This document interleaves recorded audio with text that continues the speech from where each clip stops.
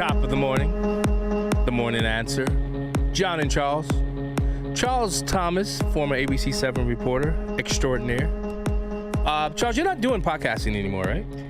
No, I'm taking a little time off from that. All right. You really need to stop. Oh, hey, settle down. I don't have time. I'm doing radio 6 days a week now. You do it more, man. No. I got too many kids.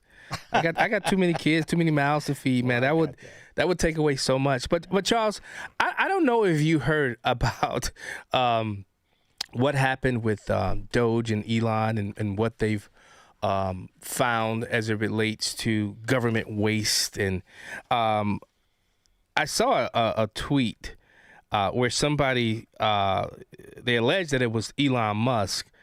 But did you hear about the condoms that they were sending to Gaza? Isn't that amazing? $50 million. There was sushi. They're spending money on sushi. They're spending money on the USAID. They get about $40 billion.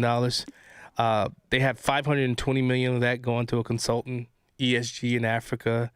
Just this wasteful money. You're tasked with this. This was for DOD and DHS, according to President Trump. Sorry, Ron, I accidentally hit the button. But what's happening with DOGE, I personally believe, and I made a post about it last night, every state house across this country should institute a DOGE in government. Absolutely. And I think that's the next big thing. Yeah. It'll probably start in the red states, but it needs really to go to the blue states as well.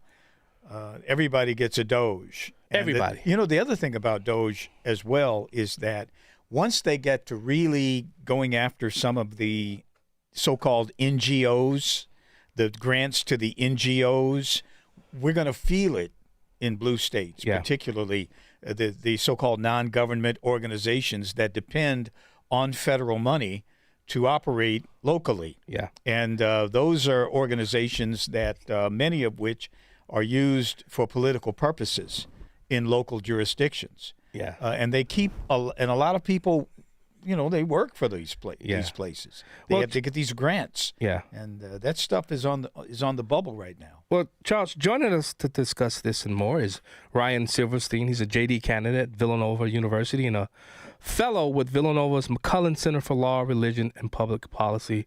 Ryan, welcome to the Morning Answer. How are you today? I'm doing very well. How are you? Good morning. When I first heard of DOGE, because I'm not going to lie, I did buy some of the DOGE coin when it first came out. I made quite a bit of money off of it, too. And but when I heard it as a government function, Department of Government Efficiency, I said to myself, oh, gosh, another layer of government. But first of all, this is temporary.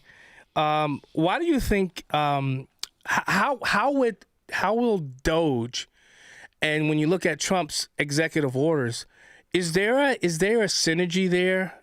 Is there a road that connects that you believe would bring more efficiency to the government? Yes, there is. There were a series of 4 orders that were signed that I think synergize very well with DOGE. Right, at the end of the day, because DOGE is only a temporary committee, they can't enforce most of the regulations and policies they propose, so they kind of rely on the president to do that.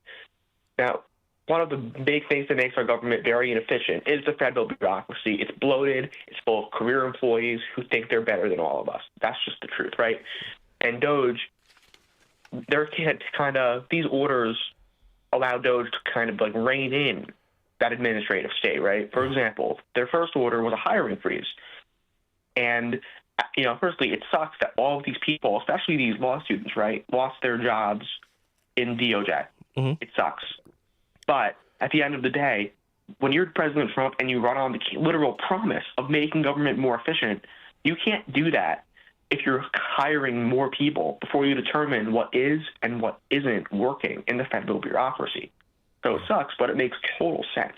So do you think that with Trump, and then you heard, I believe it was Senator Durbin and Senator Chucky Schumer criticized Trump's ploy to remove there are 2 million people that would qualify to take the early retirement. How would DOGE play a part in that? so DOGE would play a part in that because DOGE, they're probably looking at, hey, who's efficient and who's not. They've already canceled over $400 million in government contracts, and they're taking a look at probably, what bureaucrats are actually doing a good job, right? And this is actually part of one of the other orders. President Trump, he signed 2 orders drastically expanding Schedule F. If you don't know what Schedule F is, it's a policy that removes removal protections for federal employees, right? This was done in his first administration, but unfortunately it was never fully implemented because it was implemented very late in his first administration, and President Biden revoked the order before Schedule F was fully implemented. But now President Trump put it back into action and expanded its scope in 2 orders to, firstly, all career workers, right, all policy workers, and it was also expanded to senior career service officers, the Career Senior Executive Service, right, CES officers, who historically have also had these removal protections. Now, what's notable is these removal protections from the executive, right, to me, they were blatantly unconstitutional because there's only one person who actually has the executive power, and that's the president. And that's why the left is losing their minds, because they're believers in these technocrats who are just untouchable. This career service who serve the country and the president, even though historically and realistically, these career bureaucrats have actively worked to subvert Republican presidents' deregulatory agenda. That's the real reason why the left loves these people. How will DOGE affect local agencies, either NGOs or federal agencies in local jurisdictions like, let's say, Chicago? So I think the big way DOGE is going to affect it is by recommending grants be cut, right? We already saw the president sign a different executive order, which, cuts, which is, a federal funding freeze. Now, the president revokes that order. But I think DOGE is going to systematically go through these grants to local NGOs and nonprofits and cut those that are very wasteful.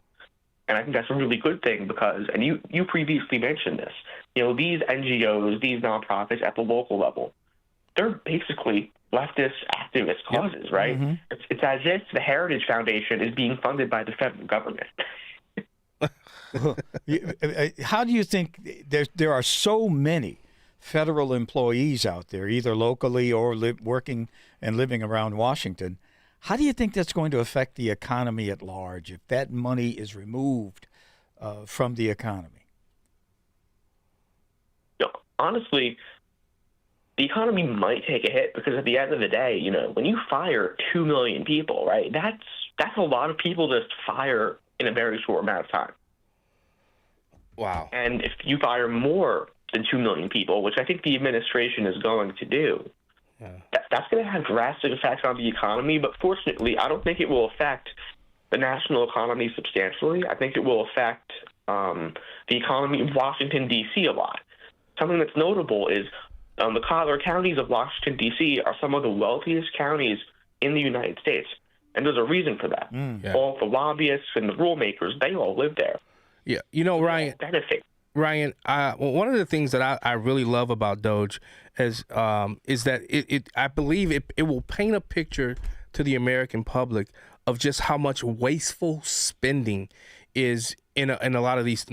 We can't call them budgets anymore. These CRs, and I think about having a national debt at $36 trillion. I mean, I don't know a state that doesn't have unfunded pension debt liability. There's just so many things that they have, right? Do we know the true cost? Is DOGE working on this? The true cost of all of these DEI programs throughout the federal government?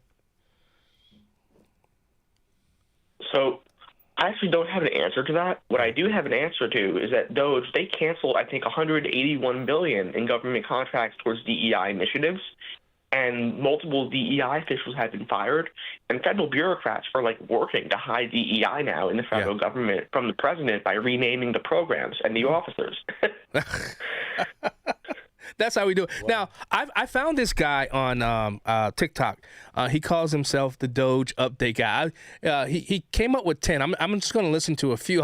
I really would love to get your take, because now everybody's getting in on the action as it relates to what the work of Doge is doing. I really hate that Vivek is left, but I think he's moving to a more important position of running for governor of Ohio.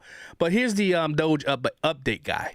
Well, good morning, fellow taxpayers. I'm back with the next 10 items that the DOGE, and that's the Department of Government Efficiency, is getting ready to cut, and it's going to give us more savings. And we're going to have to scratch our heads a little bit over these next 10 because these are absolutely ridiculous.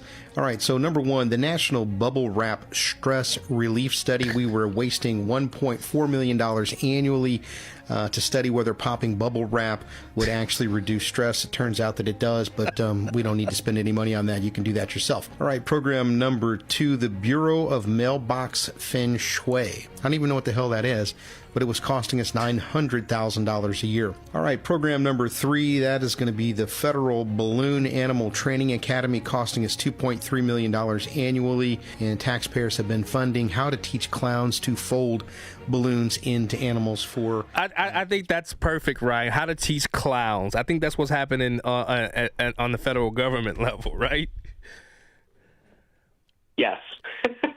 I mean, think about that. Think about the where we spend money. I mean, you every CR has some money going to the humanities, something arts and humanities. There's, as if we need it. I personally want to see financial health come to not just the federal government, and I think DOGE will have a huge part of that success. What say you, Ryan?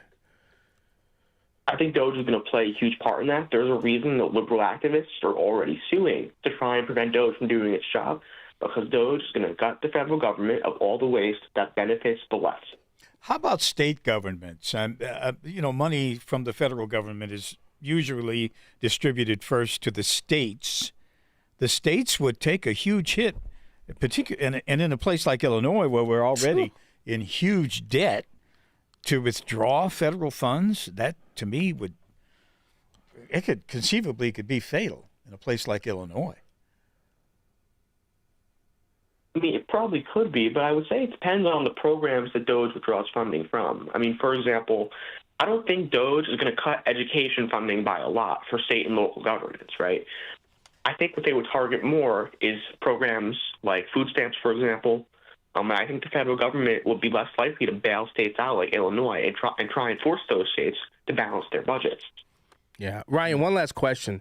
Do you think after this DOGE sticks around, or you think they try to make this some permanent form of government? I mean, I think they'll try to. I think the president is going to try and get Congress to create an actual department. But we'll see. Only time will tell. Well, I'll tell you this. It can replace the Department of Education. I think that'll be a good place to start. You want to, think of the billions of dollars that the Department of Education's wastes. Ryan Silverstein, JD candidate at Villanova University and a fellow at Villanova's McCullen Center for Law, Religion, and Public Policy. Thanks so much for joining us on The Morning Answer.